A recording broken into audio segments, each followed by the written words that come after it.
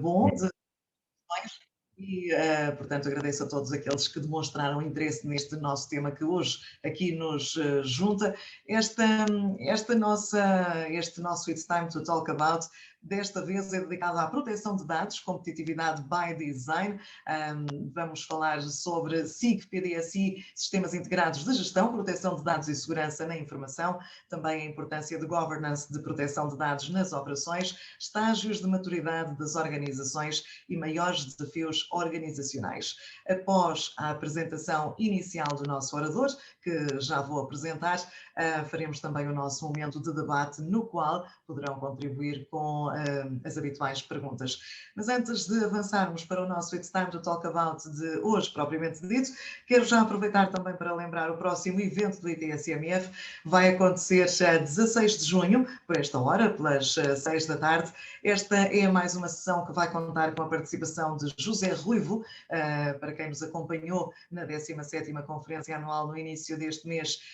O José já não é propriamente uma figura desconhecida, mas este evento de 16 de junho vai novamente focar-se na gestão standardizada para uma organização de serviços e a forma de fazer gestão de pessoas, tecnologia e processos com o USM, Unified Service Management.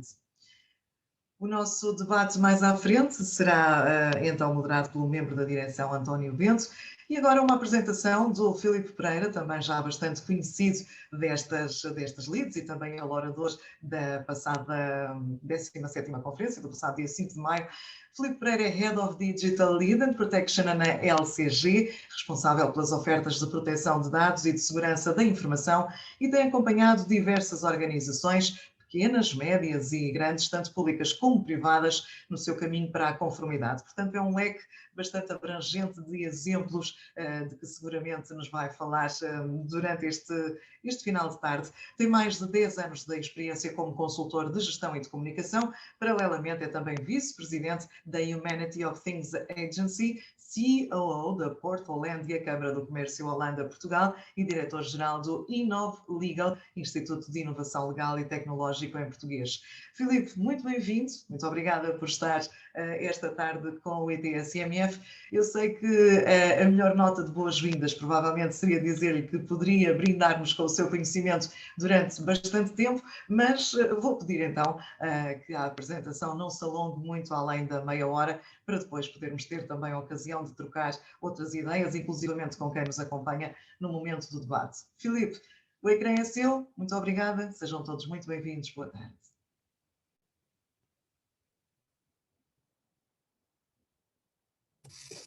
Filipe, está em mute.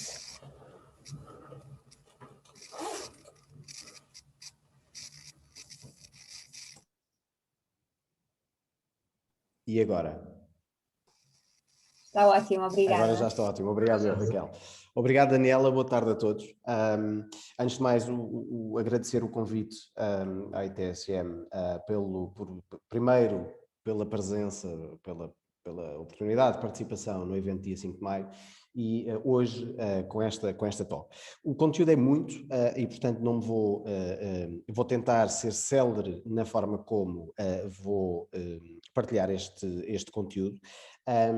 A ideia do título da competitividade by design, portanto, acaba por ser em meio jeito jocoso, porque nós falamos de privacy by design, falamos de security by design, ou security by design, que ainda é mais antigo e que acompanha as equipas de segurança de informação e desenvolvimento já há bastante tempo, e a competitividade by design é um conceito ao qual rapidamente lá chegamos, pensarmos de que forma é que as organizações estão ou deverão estar preparadas para corresponder aos desafios. Ainda no outro dia, em conversa com o António, provavelmente quando estivermos na fase de conversa falaremos disto também, ainda nesse momento falámos de algo, também em jeito de brincadeira, que era o bom senso by design. Muitas vezes é o que faz falta às organizações. O porquê da competitividade by design e porque é que as organizações têm necessariamente que se preparar. Porque o amanhã está cá já, é hoje. Nós falamos de cidades no futuro, é apenas um exemplo ilustrativo e, portanto, poderíamos falar de qualquer outra aplicação, mas só para nos focarmos, estas cidades do futuro, portanto, toda a componente de IoT, de mobilidade, o 5G, aquilo que vem trazer, vem completamente alterar a forma como estamos habituados a trabalhar, inclusive a legislação está a acompanhar. Portanto, não é apenas uma questão técnica e de competências de quem trabalha nos setores que desenvolvem estas atividades, mas é sim uma transformação de 360 graus. A legislação está a alterar o racional por trás das soluções, destas soluções, para acompanhar, a inteligência artificial é um exemplo. No entanto, há uma preocupação de que a inovação possa ser, portanto, não damos espaço à inovação porque queremos colocar restrições pela forma como isto tem impacto na sociedade. Há a velha dicotomia, a velha discussão de o progresso está aí, não vai parar e nós temos que dar asa ao progresso e, por outro lado, temos de ter muito cuidado com o impacto que o progresso possa implicar. No entanto, isto, neste exemplo em concreto, para a gestão das cidades, implica necessariamente que quem faz, os municípios e não só, sejam transparentes quanto à recolha e finalidade. Vemos isso não apenas nas cidades, vemos na recolha de dados biométricos para efeitos laborais. Ser claro quanto à utilização efetuada dos dados e apresentar benefícios concretos para cidadãos, ou para cidades, ou para os colaboradores. Quando isto assim não é, a confiança que é dada às organizações para efetivamente implementarem todas estas transformações que são necessárias, a longo prazo, a médio e longo prazo, essa confiança esbate-se, é menor e, portanto, há menos possibilidade das pessoas embarcarem e de aceitarem e de contribuírem.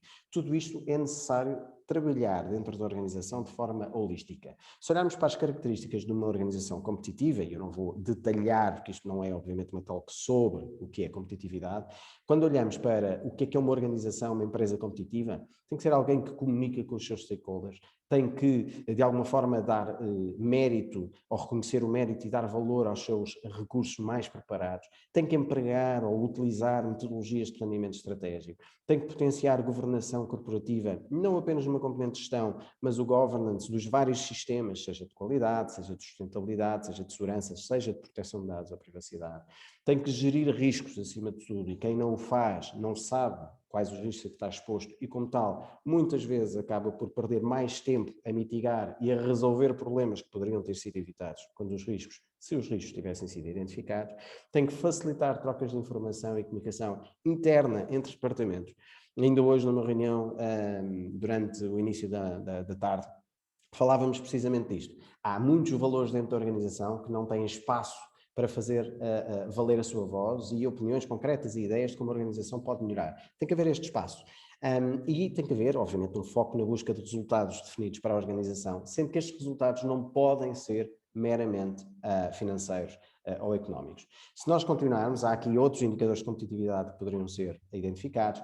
Estes são os tradicionais identificados, o market share, se uma empresa é competitiva ou não, o nível de faturação, as exportações, se for essa a sua natureza, retenção de talento se mantém ou se há um grande turnover, o retorno de investimento sobre iniciativas mormente pensadas numa componente de marketing ou de comunicação, sempre muito difíceis de medir, a componente da produtividade e depois tomei a liberdade apenas só aqui de detalhar um pouco mais, seja a pipeline de vendas, ou o lucro, ou a capacidade produtiva, ou o nível de qualidade, isto depois há várias formas de pensar, seja depois a taxa de satisfação dos clientes, portanto, através de inquéritos, seja os SLAs são cumpridos ou não, tempo de espera, first call resolution, taxa de abandono, o Net Promoter Score, em termos de quão a nossa entidade é referenciada a outros, a taxa de conversão de clientes ou o índice de fidelidade. Estes são indicadores de competitividade, mas que têm necessariamente que ser integrados desde o início nos processos, desde o início nos produtos, desde o início nos negócios. Há, em particular, portanto, a componente da competitividade não é, há várias correntes de pensamento que consideram isto. Eu gosto de aplicar aquilo que é identificado como, numa perspectiva macroeconómica, a países e transformá-la e adaptá-la a uma componente micro, portanto, nas organizações. Aqui estas dimensões têm que ser necessariamente vistas para que a organização seja competitiva by design, e já lá vamos onde é que a proteção de dados e a privacidade desempenham um papel concreto. Falamos das instituições, portanto tem que haver um ambiente institucional seguro e credível.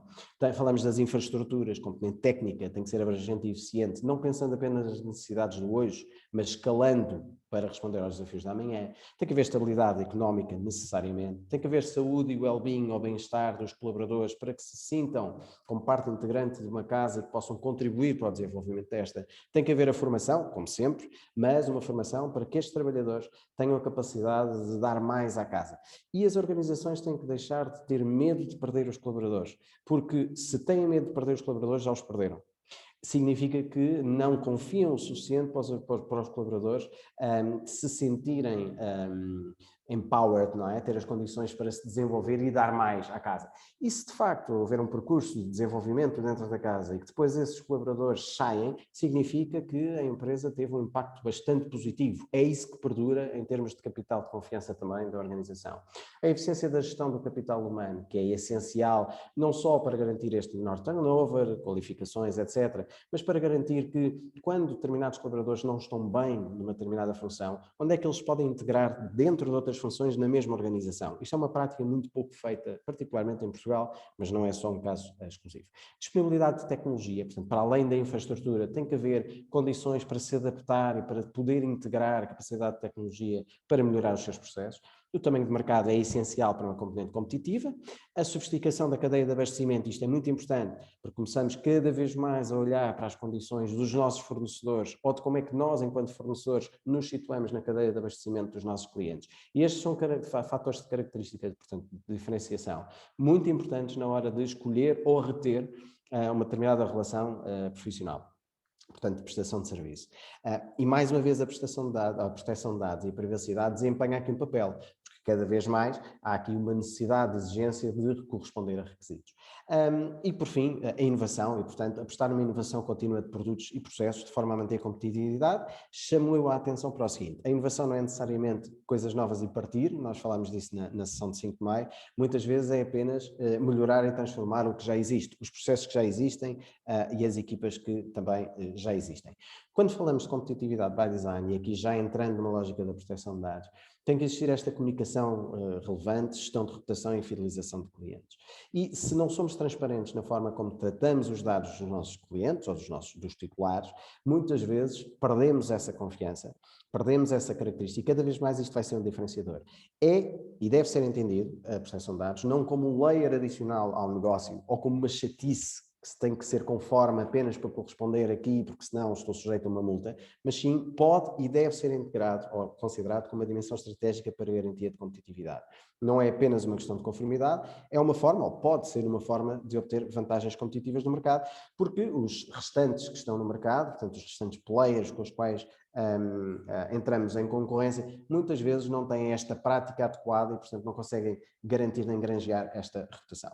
Há uma possibilidade, portanto, de diferenciação no mercado, recolher mais informação sobre os clientes de forma lícita e informada, e, portanto, de uma forma, mais uma vez, de confiança, permitindo depois uma personalização dos serviços e produtos e entrega de valor adicional no produto ou serviço, também fruto desta confiança. Por fim, como é que isto se adequa, esta visão de competitividade, à forma como as organizações se preparam? A realidade empresarial, e isto numa perspectiva de segurança de informação, já todos sabemos, mas é apenas para reiterar, as empresas são os principais alvos dos hackers, empresas públicas e privadas. Desvalorizado ainda é muito desvalorizado o risco de ser vítima de ataque, pura e simplesmente porque não se tem noção, é pura e simplesmente falta de noção. Há também, ao mesmo tempo, uma incapacidade de medir, avaliar e mitigar os riscos de segurança e, como tal, por desconhecimento, muitas vezes não se age ou não se sabe que tipo de investimento é que se tem que fazer para efetivamente mitigar esses riscos. Inexistência de estratégias de segurança da informação, ou mesmo quando estas existam, não saem do papel.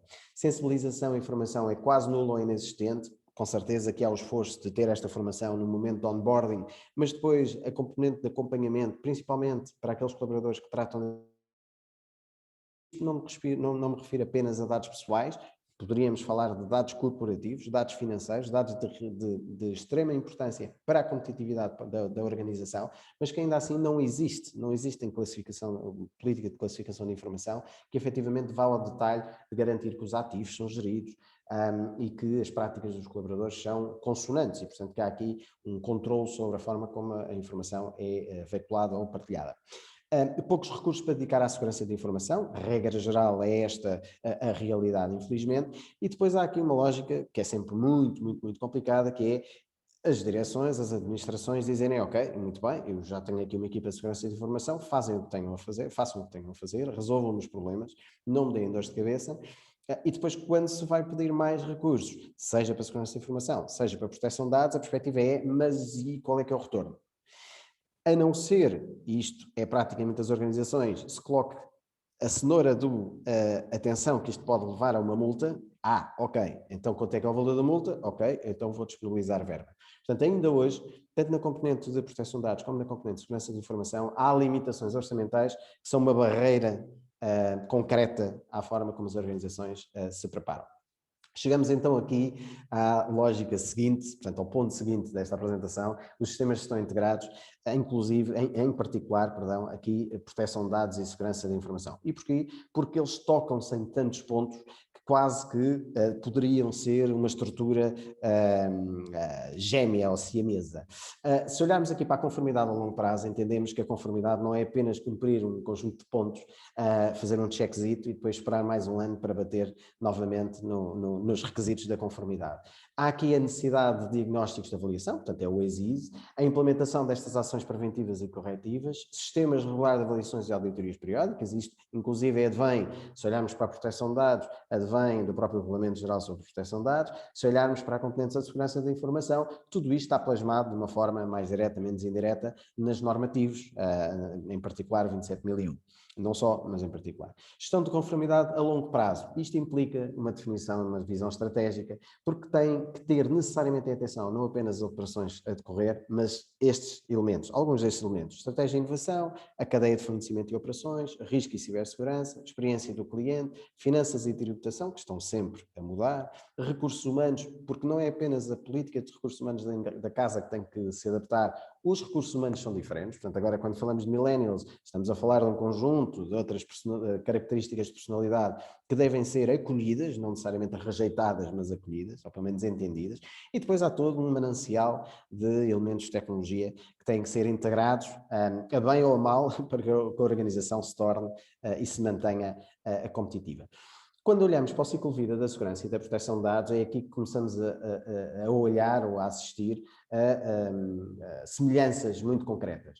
Há sempre uma noção, portanto, aqui no lado esquerdo, de estratégia e planeamento, seja para a componente de proteção de dados, seja para a segurança de informação. Depois, no meio, vemos um pilar de implementação e recuperação de conformidade. Portanto, há sempre implementação daquilo que foi identificado como as medidas para corresponder às lacunas de conformidade, ou então para desenvolver a maturidade nesse sentido, e a recuperação de conformidade quando esta não é identificada. A par e passo, este ciclo de vida de segurança e proteção de dados não se esgota nesta componente. Tem necessariamente que se ter em atenção as soluções de segurança digital. E estas soluções de segurança digital, por mais difíceis que sejam contemplar, porque implicam custo, não conheço nenhuma solução de segurança digital que não tenha um custo, solução de segurança digital. Portanto, há outros a nível de processos, de comportamentos, de formação, etc., que são bastante importantes e numa primeira fase até devem ser privilegiadas. Mas há sempre a necessidade de integrar soluções de segurança digital para garantir que há as condições de tratamento adequado de dados, inclusive de salvaguarda de proteção. E, portanto, se olharmos para, mais uma vez aqui, os pilares destas duas dimensões que avançam, diria eu, de mãos dadas, temos as tradicionais da segurança de informação, integridade, confidencialidade e disponibilidade de informação, e juntar-se-lhe, obviamente, o pilar da privacidade. E estes 4 pilares devem ser integrados e devem ser considerados, no meu entender, em conjunto. As vantagens na implementação de sistemas de gestão integrado junto de proteção de dados e segurança de informação são estes, quer dizer, são fáceis de identificar: o maior controle sobre a informação do negócio, abordagem de risco para a identificação e prevenção antecipada de ameaças, melhoria contínua na performance dos processos de negócio, respostas atempadas e construídas a incidentes, gestão de conformidade assídua, evolução do negócio e da transformação digital de forma controlada e segura e reconhecimento no mercado. Isto é extraordinariamente importante porque nas várias organizações que eu tenho acompanhado, muitas vezes são raras as que têm a componente de segurança de informação e de proteção de dados bem oleada e a trabalhar em conjunto. Portanto, em alguns casos até nem se dão bem. Na maior parte dos casos, sim, dão-se bem, reconhecem a pertinência e a validade uns dos outros, mas não há formas integradas de trabalhar. É sempre um problema quando se tem que rever determinado processo para integrar uma dimensão, uma das outras dimensões, ou um dos processos das outras dimensões, já lá iremos. Portanto, agora sim, lado a lado, para vermos aqui as semelhanças. Se olharmos para a conformidade em termos de proteção de dados, há necessidade de diagnósticos de conformidade que permitem planos estratégicos. Por outro lado, na segurança de informação, há necessidade da realização de planos estratégicos de segurança para identificar recursos, tecnologia e portanto, investimento.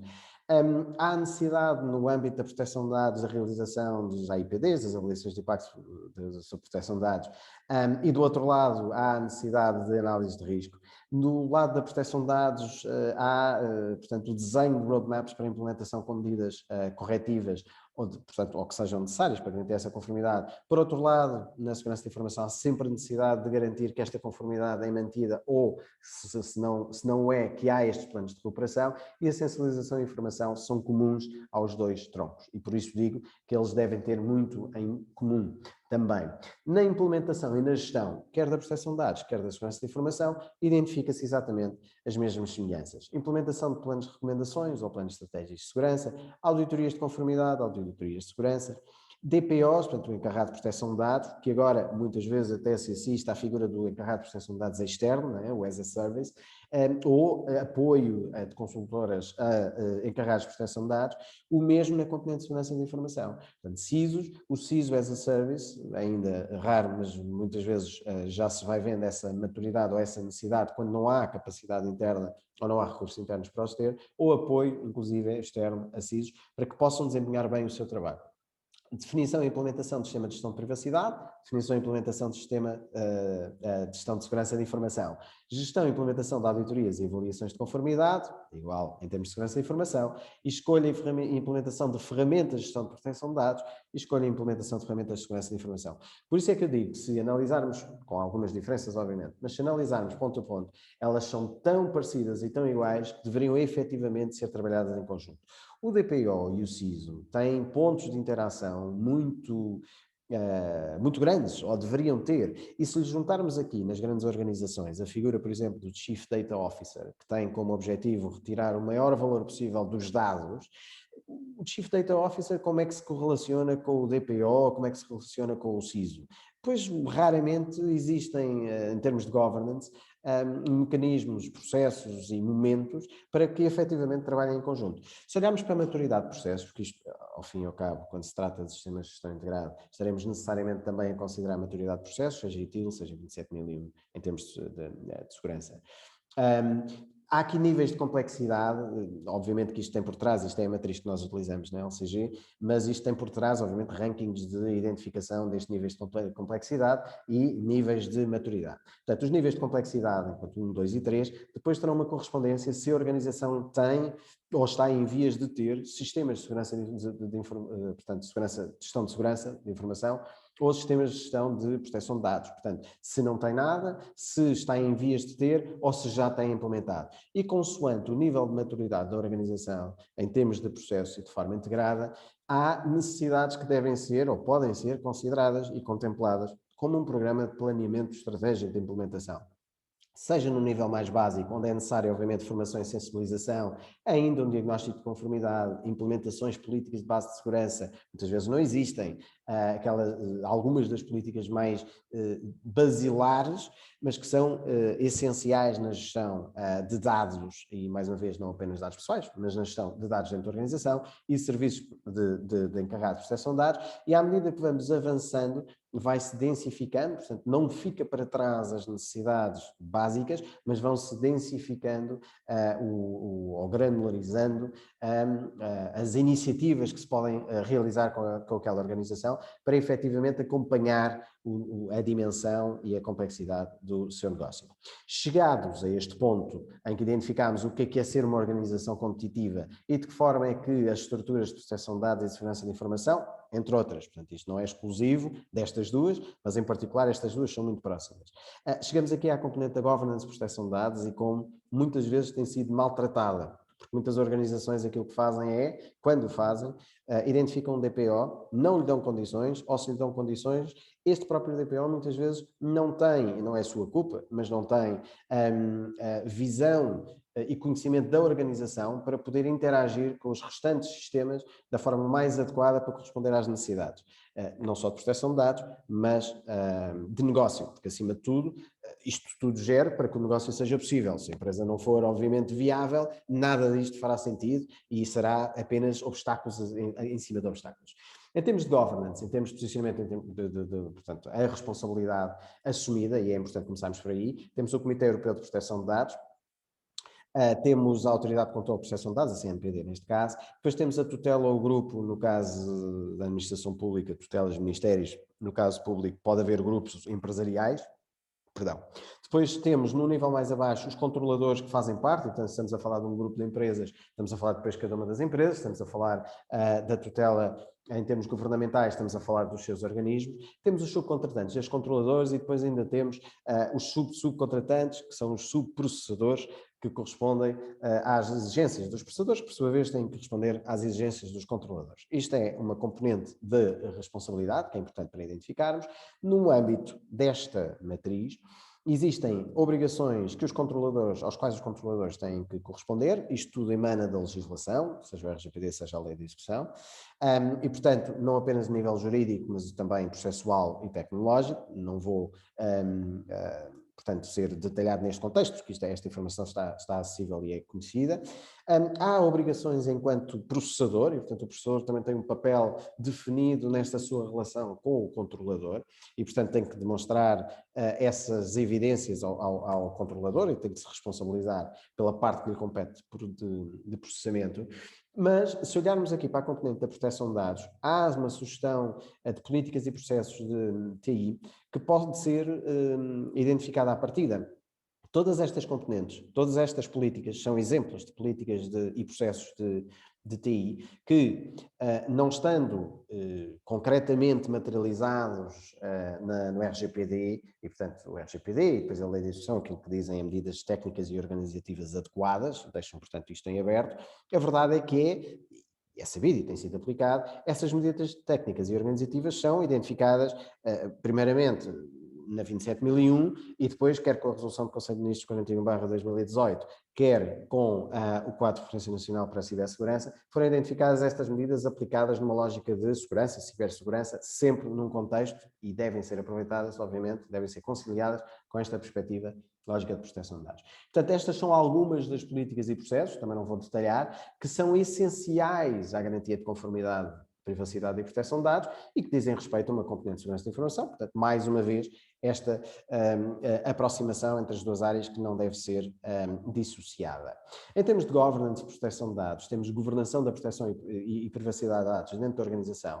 Tem atenção, primeiramente, obviamente, o processamento de dados das várias entidades e depois temos de ter em atenção, portanto, os controladores e os processadores numa lógica de há uma recolha de dados com informação sobre o titular, tem que haver uma garantia de definição de finalidade legítima e períodos de retenção e eliminação dos dados pessoais e do lado dos processadores, os dados pessoais são processados a pedido dos controladores, tem que haver esta consciência, e manter o mapeamento das atividades de processamento que asseguram a infraestrutura de TI e a sua segurança. E isto é neste jogo de responsabilidades que muitas vezes depois se vê os maiores problemas. Porque quem está no papel do processador, se não se antecipa e não define ali um conjunto de critérios, de requisitos que apresenta aos seus clientes, corre o risco de, quando os seus clientes, que são os controladores, despertarem para a necessidade da conformidade, começarem a enviar os vários controladores, portanto, leia-se clientes, em separado, conjuntos e listas de requisitos para os processadores corresponderem. E isto para os processadores torna-se totalmente inviável. E, portanto, há este esforço, não só se anteciparem, mas necessariamente também de estarem em ligação, em relação direta com os controladores, portanto, com os clientes, para garantir que têm a sua posição o mais salvaguardada possível, até numa perspectiva de gestão do sistema. Mais uma vez, muitas vezes esta lógica de requisitos são processuais, mas muitos dos requisitos que os controladores passam aos processadores são para dar resposta a requisitos necessários, portanto, implícitos do regulamento de proteção de dados, da legislação de proteção de dados, mas muitos deles são técnicos, são de protocolos de transferência de informação, de resposta à gestão de incidentes, por exemplo, e tudo isto, mais uma vez, toca nas duas partes, proteção de dados e segurança de informação. Por último, modelo de governance de proteção de dados. Tem que haver aqui uma relação direta, parece-me a mim, entre o encarregado de proteção de dados e o CISO, ou a pessoa responsável pela segurança de informação, e depois estas relações todas portanto, estas interações que devem permitir a existência de um comitê para a segurança de informação e proteção de dados. Chamemos-lhe o que quisermos, comitê, grupo de trabalho, mas deve haver dentro da casa um conjunto mais alargado de pessoas a refletir sobre proteção de dados com a segurança de informação, do que apenas entregar às mãos do encarregado de proteção de dados e depois responsabilizá-lo se alguma coisa eventualmente correr mal. Por fim, estágios de maturidade e desafios organizacionais. Portanto, já tendo falado de tudo isto, as organizações avançam na sua maturidade à medida que, bom, por um lado, a maturidade dos seus elementos, e por outro lado, à medida que vão passando pelos problemas e vão ultrapassando ou encontrando formas de os ultrapassar. Poderia trazer aqui modelos concretos de maturidade numa perspectiva corporativa. Eu acho que o conceito acaba por ser muito mais facilmente integrado e corresponde precisamente também àquilo que nós estamos a falar. Portanto, em termos de conceito de maturidade, depois inclusive com o António podemos falar um pouco de qual é que é a percepção relativamente ao estágio de maturidade das organizações em Portugal neste contexto da proteção de dados e segurança de informação, portanto, em conjunto.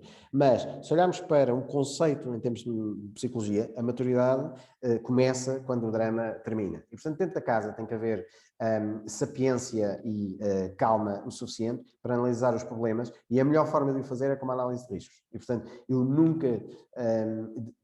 nunca será demais reiterar que é essencial, seja em que contexto for, uma boa análise de risco. E a maior parte dos problemas das organizações vem precisamente por uma falta de análise de risco adequado em várias dimensões.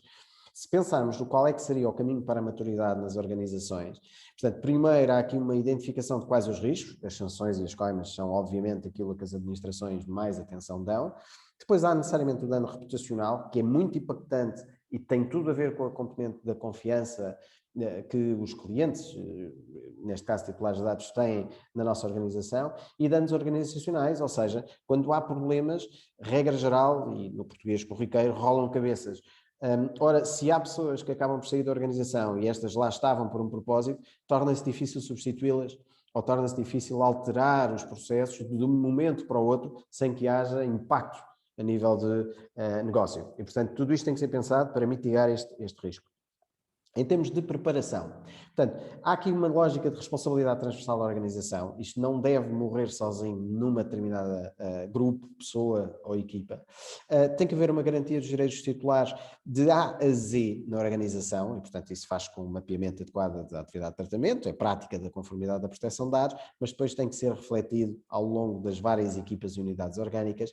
Tem necessariamente que existir um reforço da segurança física e digital, e não me refiro apenas a estas duas dimensões. Quando digo física, digo também a gestão de ativos é extraordinariamente importante. Os nossos telemóveis acabam por ser pontos de acesso direto e são extraordinariamente utilizados para tudo e mais alguma coisa, N aplicações que nós não sabemos sequer os riscos que corremos neste sentido. A maior parte das organizações não tem sequer um asset management adequado, e muitas vezes, quer dizer, é impossível ter a totalidade do inventário dos instrumentos e das ferramentas e dos dispositivos que se utilizam. O que pode haver é regras para a sua utilização e, eventualmente, até barrar o acesso ou a partilha de determinada informação devidamente identificada via classificação.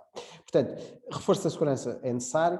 É, acima de tudo, necessário a gestão da mudança, e isto não se faz sem que haja uma gestão de mudança comportamental, gestão da mudança a nível de alteração de processos, etc. Portanto, estamos a falar numa perspectiva mais crítica, mas também gestão de mudança a nível de recursos, portanto, a nível comportamental. E a aplicação e manutenção da conformidade, que deve ser visto como um plano integral de continuidade e não apenas como algo pontual que todos os anos, em maio, vamos lá falar sobre isto, porque daqui a 2 semanas há uma auditoria. Maturidade nas organizações. Portanto, começando aqui neste triângulo invertido de baixo para cima, há aqueles que não têm consciência, são os sem consciência. Há aqueles que dizem que sim, pertence à consciência e eventualmente no dia 28 de maio de 2018 terão enviado aqueles e-mails todos a solicitar consentimentos, mas depois de lá para cá pouco fizeram. Há aqueles que têm uma consciência tática que é ok, isto pode ser interessante, é importante numa perspectiva de interação com o público, portanto vamos garantir que os nossos front offices e aquilo que é mais exposto está, portanto, a política de privacidade, etc., está conforme, mas depois tudo o resto não é contemplado. Há aqueles que têm a consciência executiva na perspectiva de administração, até percebem a importância que isto tem e, portanto, investe para que haja, de facto, aqui alguma alteração, mas depois... feito o investimento, não há propriamente um enfoque dado ao tema, espera-se que nada aconteça, as pessoas estão lá para fazer o seu trabalho e, portanto, que corra bem. E depois, por fim, o nível de maturidade mais elevado é o da consciência orgânica, em que a organização entende que não há nada que se possa fazer com pessoas que não trate os dados dessas pessoas e, como tal, tem que haver respeito por essas pessoas. E não é apenas uma questão de respeito do conceito, não me levem mal, fofinho do termo, de ter respeito pelas pessoas, mas sim o lado mais profissional do termo. Ter respeito pelo nosso cliente é a melhor forma de identificar o serviço de valor acrescentado que lhe conseguimos transmitir e garantir, obviamente, esta relação de confiança. Portanto, uma maior maturidade implica também a possibilidade de que os incidentes ou erros promovam a melhoria da qualidade de serviço, porque estamos dispostos a aprender com eles, bem como o melhor aproveitamento dos recursos para corresponder a estas lacunas. E a proteção de dados, volto a repetir, não é apenas uma questão de conformidade, é uma forma de obter diferenciação e confiança dos titulares. O último slide, eu penso, espero não ter ultrapassado o meu tempo, em termos de sinais de maturidade, desafios organizacionais. Portanto, poderia colocar aqui grandes considerações, até porque já existem grandes considerações teóricas sobre o efeito, mas efetivamente isto resume-se a parece-me a mim, quanto a mim, a estas realidades. Primeiro, as organizações têm que entender, sim, o que sabem, mas maioritariamente o que não sabem. E isto é uma réplica dos estágios de maturidade nossos, enquanto pessoas, que depois, mais uma vez, se replicam e se revêem nas organizações. Portanto, entender o quanto não se sabe implica uma predisposição para querer saber o que não se sabe e aceitar que não se sabe. Isso é extremamente importante e muitas das organizações não param sequer para ver os erros que cometem ou se sabem ou o que não sabem. Aceitar que se tem mais que ouvir do que falar. Muitas vezes queremos ensinar, deixa-me colocar isto desta maneira, muitas vezes é necessário educar os nossos públicos, educar os nossos clientes, e o marketing vive muito disso, que é criar necessidades onde elas, por vezes, não existem. No entanto, se a intenção é prestar um bom serviço e é continuar uma relação de regularidade com essas pessoas, com esses stakeholders com os quais interagimos, é importante saber ouvir. Não apenas os questionários de satisfação são um exemplo, mas não apenas isso. Portanto, ir mais além, saber qual é que é a aspiração daquelas pessoas, dos nossos colaboradores, etc. Isso é extraordinariamente importante. E é sinal de maturidade. Respeitar o outro em oposição a ser egocêntrico e imprudente. Muitas vezes, numa relação com, mais uma vez, stakeholders, clientes ou fornecedores, nós temos sempre razão, as organizações que não têm a maturidade, nós temos sempre razão e, portanto, é isto que eu quero e não estou disposto sequer a considerar o outro lado. Ora, o nível de maturidade neste contexto pressupõe estar, portanto, respeitar na relação, nem sempre o outro tem razão, mas pelo menos respeitá-lo e, portanto, ouvir o outro lado. E depois, quando algo acontece, não devemos fazer, eu tenho um filho que está quase a fazer 5 anos, e é estar mesmo no momento em que eu lhe tenho que dizer, não reajas assim, nem tudo é pessoal, e, portanto, é apenas uma questão de saber lidar com as situações. Muitas organizações fecham-se em copas e aquilo que tentam é uma atitude, ou têm uma atitude defensiva para garantir que não ficam na moda de baixo, que não são os últimos, ou seja, que são os últimos a ter a palavra. Isto muitas vezes não é necessário e, em contexto de maturidade organizacional, também é um sinal. Muitas vezes a melhor forma é mesmo deixar ir os clientes, deixar ir os fornecedores, ou pelo menos ouvi-los e tentar encontrar aqui formas de mediação e de negociação para garantir que se chega a um bom termo. O que é que isto tem a ver com privacidade de dados ou maturidade das organizações em contexto de privacidade de dados?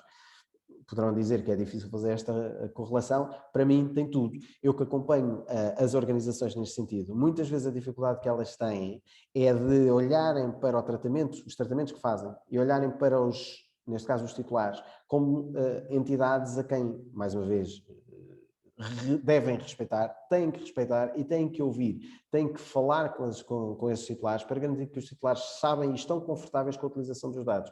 Na maior parte dos casos, quando isto acontece, os titulares estão dispostos a partilhar mais informação porque sabem que os dados vão ser bem tratados e vão retirar mais valor disso, tornando, por isso mesmo, as organizações novamente mais competitivas. E eu penso que terá sido o meu último slide. António, eu passaria, ou Daniela, passaria-vos o ecrã.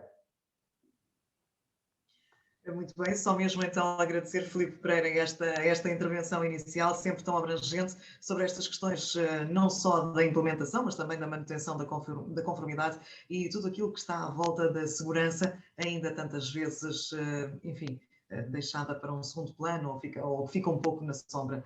Agora sim, chamo o membro da direção do ITSMF, António Bento, a tomar da palavra para encaminharmos então para a fase de debate e de reflexão, à altura em que também solicitamos as perguntas via chat, o bate-papo da aplicação que estamos a usar, que nos podem então fazer chegar. António Bento, vamos a isso.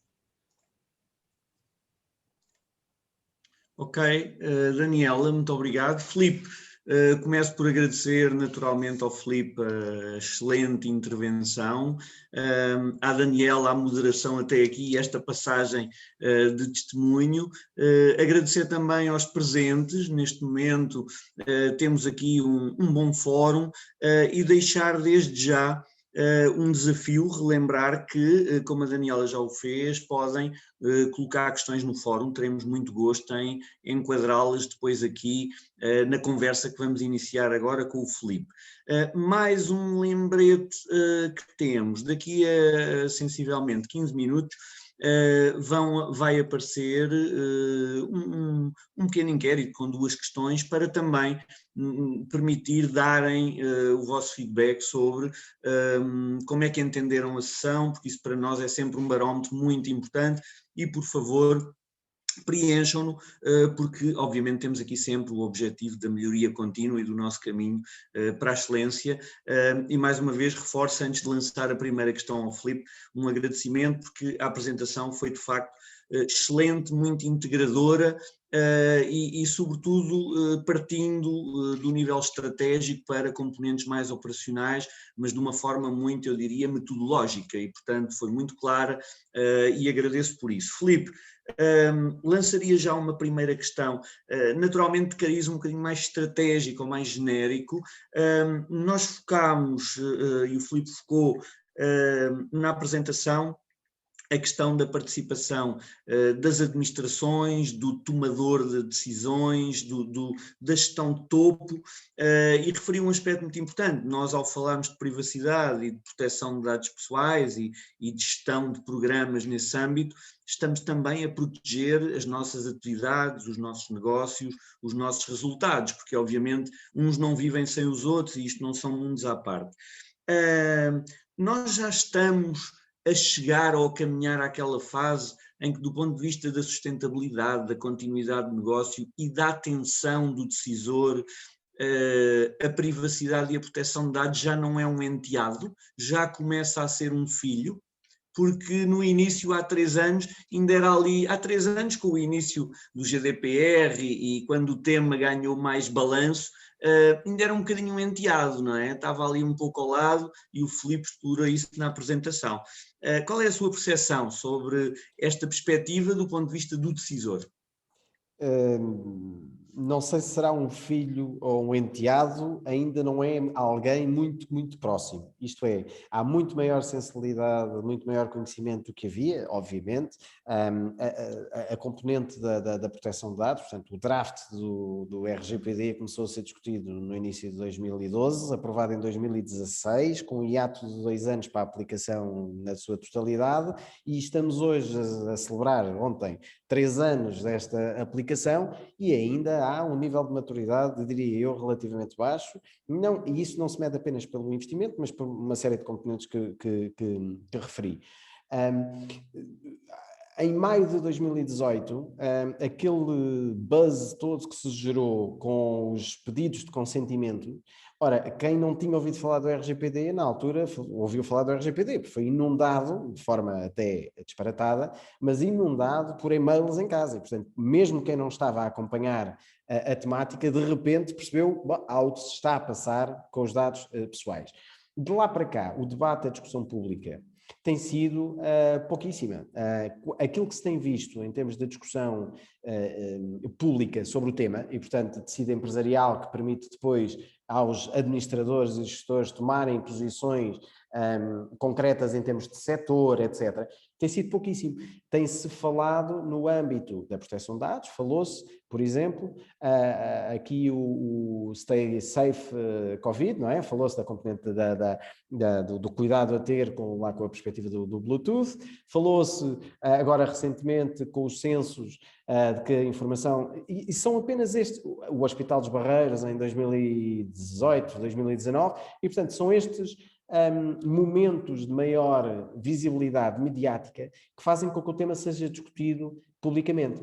Ora, se não há uma dimensão de discussão pública sobre o tema, o resto só acontece em fóruns de discussão muito particulares, onde vão webinars de 30 pessoas, 40 pessoas, 60 pessoas, pessoas que são diretamente impactadas ou pessoas que já tiveram que corresponder a gestão de incidentes, por exemplo, ou a queixas de titulares. Portanto, respondendo muito rapidamente, acho que as administrações ainda não estão devidamente sensibilizadas, há uma muito maior sensibilização, mas agora com a componente da inteligência artificial, por exemplo, com o facto do hiato que foi dado à administração pública para a componente das sanções terminar daqui a 1 ano e meio, portanto, há vários milestones que vão fazer com que as organizações tenham necessariamente que estar mais ativas e mais conscientes desse papel. E as administrações têm que o fazer para cumprir uma série de requisitos, quanto mais não seja para se manterem competitivas e não estarem sujeitas a penalizações. A sustentabilidade é algo que vem trazer, a par e passo, em paralelo, vem trazer aqui um conjunto de sensibilização, a necessidade de sensibilização e um conjunto de alterações organizacionais que, essa é outra, muitas das organizações não estão minimamente, não têm minimamente a noção do que é que terão que fazer. Ok, obrigado, Filipe. Isso leva-me a uma questão. Eu vou saltar aqui, tinha aqui uma ordem, mas ainda bem que vou saltar e passo já para um tema que o Filipe também tocou na sua apresentação, que tem a ver com a formação, com a consciencialização, com o awareness. E eu faço aqui a ponte, referiu os censos, referiu o Stay Away Covid, referiu de facto um conjunto de aspectos que também nos mostraram que se calhar o debate nestes 3 anos acabou por ser tão ruidoso que se banalizou de alguma forma, e penso que foi isso que o Filipe também nos tentou traduzir, porque isto tudo aconteceu, mas parece que não se passou nada, as coisas continuaram e continuam. Este evoluir da própria administração pública, que de facto está a atingir o seu limite, vamos dizer, quase deste prazo de garantia ou deste período de carência, pode arrastar de alguma forma positivamente o tecido empresarial português, que é sobretudo constituído por PMEs, que muitas delas continuam tão longe desta realidade? Sim, antes de mais, eu diria que o debate não aconteceu. O que aconteceu é injeção de informação. Portanto, o debate público tem acontecido em fóruns pequenos e não tem havido realmente uma reflexão de debate público sobre a importância que estes temas têm para a competitividade, inclusive, do próprio país, ou do tecido empresarial, etc.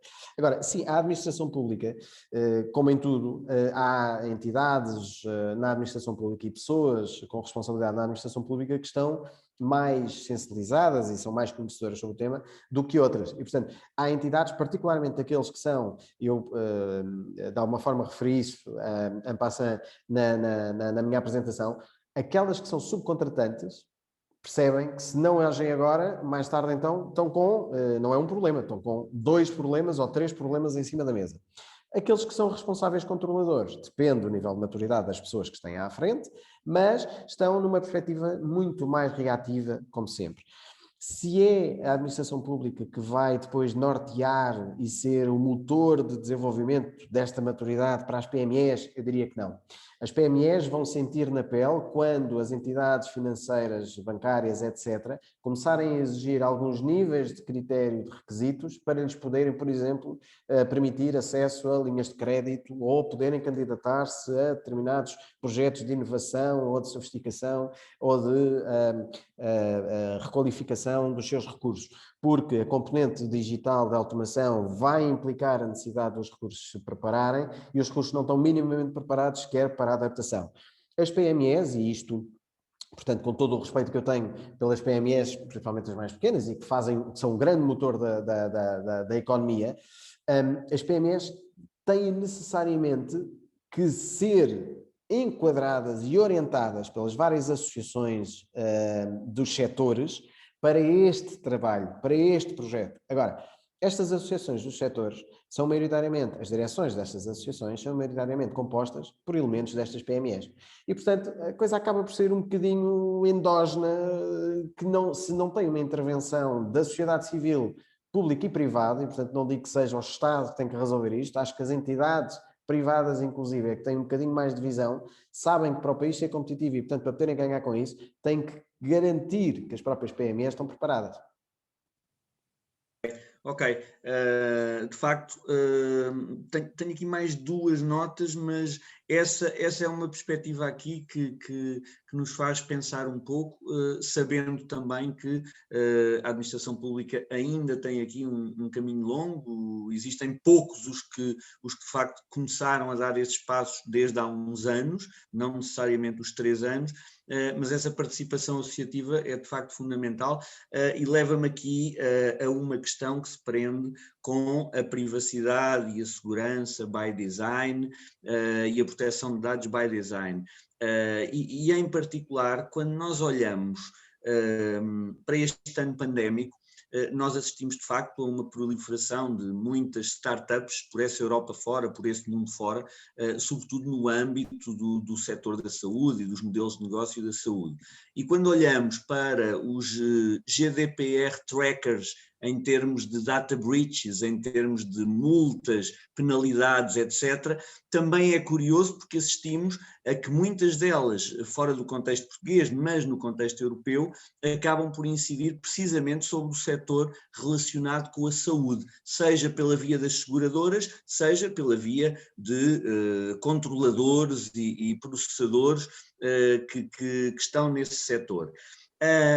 De alguma forma, a inovação já bebe, os processos de inovação já bebem deste potencial que o by design na proteção de dados e na privacidade pode trazer, porque no fundo é mais uma ferramenta para quem desencadeia novos modelos de negócio e novos processos de inovação. Já estamos numa fase em que começa a entrar esta ferramenta nas startups, na forma de pensar os modelos de negócio, ou pela via das PMEs ainda estamos um bocadinho longe, porque as startups são sempre PMEs, pelo menos à nascença.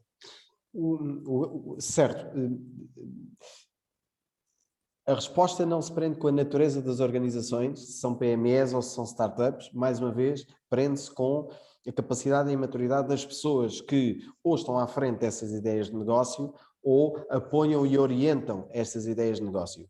O que acontece é que quando se é uma startup, a regra geral, e quando se é um jovem empreendedor, e por isto não é uma questão de idade, portanto, jovem empreendedor numa perspectiva de ideias jovens, e há muitos que não têm, em termos de idade, não são os mais jovens e continuam a ter jovens ideias. Portanto, quando se tem uma ideia, aquilo que se tenta, obviamente, é que esta ideia seja sustentável, seja viável, tenha condições para chegar ao mercado. Logo, há aqui outras condições ou condicionantes que acabam por não ser prioritárias. O que é que tem que existir desde a partida? Esta consciência, o by design, esta consciência de que para além de tudo o resto deve ser considerado em termos de sustentabilidade, em termos de finanças, em termos... A privacidade é uma condição sine qua non. A sustentabilidade tem, e vai cada vez mais ser, também uma condição sine qua non. Portanto, eu diria, as startups hoje já têm essa consciência? Não me parece, porque não há pessoas que estejam a criar as startups que em 2018, portanto, tivessem a aprender estes conceitos. Portanto, quem está a aprender, os startups agora, continua a olhar para a privacidade como um bocadito, um add-on às operações que estão a decorrer. Há sim, tem que haver mais, cada vez mais, esta consciência e a integração de conceitos, que não é apenas o da privacidade dos dados, mas é, por exemplo, por exemplo, da ética ou da integridade, do fazer negócio para o bem, em que, em detrimento, portanto, o business for good, que é um conceito que está cada vez mais a ser reiterado, portanto, a par e passo, em paralelo com a componente da sustentabilidade. Isto são conceitos que têm que ser verdadeiramente integrados até nas universidades, até nos cursos. Ora, as PMEs, muitas delas não têm formação contínua e é necessário garantir que têm esta formação, até em capacitação de gestão. E é nesta formação que estes conceitos devem ser transmitidos e devem-se conseguir garantir que depois são integrados na forma como as organizações são geridas. Ok, Filipe, obrigado. E temos aqui uma questão que foi lançada no fórum pelo Luís Anselmo, a quem desde já agradecemos, e toca precisamente este ponto. Se em organizações com forte componente de inovação, como por exemplo as que inovam no âmbito da tecnologia, qual seria a melhor abordagem para endereçar os temas da privacidade de dados, bem como a aplicabilidade dos controlos? Uma parte da resposta o Filipe acabou de dar, não é? Pela via, precisamente, de capacitar, de consciencializar e de formar. E mais, alguma nota que queira deixar aqui? Claro, eu diria duas questões. Uma, diretamente relacionada com a conformidade, quer de privacidade, quer de segurança de informação, necessariamente, portanto, mapear as atividades e, neste contexto, a inovação, as soluções tecnológicas acabam por ser novos produtos ou novos serviços e têm que ser devidamente mapeados, caracterizados em termos de quais os dados que são tratados e qual o processamento, o workflow dessa informação que lhe é dada, e a par e passo, se é feito este mapeamento, tem que ser feita uma análise de risco. E, portanto, com estas análises de risco é que são identificadas as fragilidades e os impactos que esses riscos possam ter neste caso nos titulares, estivemos a falar da proteção de dados, ou então em assets, portanto, em dispositivos, em servidores, seja o que for, se estivermos a falar numa perspectiva de controle de segurança. Portanto, esta é uma primeira componente. A outra componente diz respeito ao próprio governance interno. E, portanto, se há uma organização que tem uma forte componente de inovação, esta forte componente de inovação acaba por fazer parte de um dos pilares core de desenvolvimento dessa organização. Como tal, este governance de pensar a proteção de dados e a segurança da informação tem que necessariamente integrar pessoas da inovação, para que as pessoas da inovação saibam qual é que é a preocupação transversal à organização e para que quem está a trabalhar a proteção de dados e a segurança da informação identifique quais é que são os desafios, as tendências e o que é que está no limiar daquelas pessoas que pensam a inovação no dia-a-dia. Ok, Filipe, muito obrigado. Obrigado também ao Luís pela sua questão. Nós estamos em cima, as boas conversas e as boas apresentações, isto parece que passa muito rápido e de repente chegamos aqui ao nosso limite. Eu vou pedir uma nota muito rápida, é uma última questão. O Filipe falou e deixou-nos aí algo apetitoso que teve a ver com aquele modelo de maturidade ou aquela potencial framework de análise da maturidade do ponto de vista aqui da privacidade, da proteção de dados e do estádio das organizações. Na sua experiência com os seus clientes, com os projetos onde participa, já começa a haver a integração desta componente com outras frameworks de maturidade que sejam utilizadas, nomeadamente ITIL, as questões associadas à framework do COBIT, etc. Portanto, tantas que existem por aí. São raras, mas existem e dependem, mais uma vez, da maturidade das pessoas que estão à frente.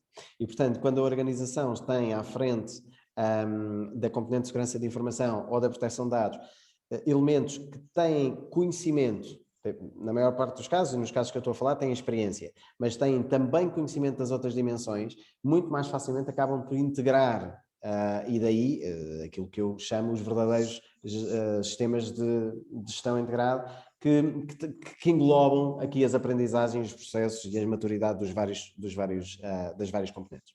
Muito bem. Filipe, estamos mesmo em cima. Eu quero lhe agradecer, antes de passar à Daniela, para fecharmos. Nós temos tentado zelar sempre pelo bom cumprimento escrupuloso do tempo.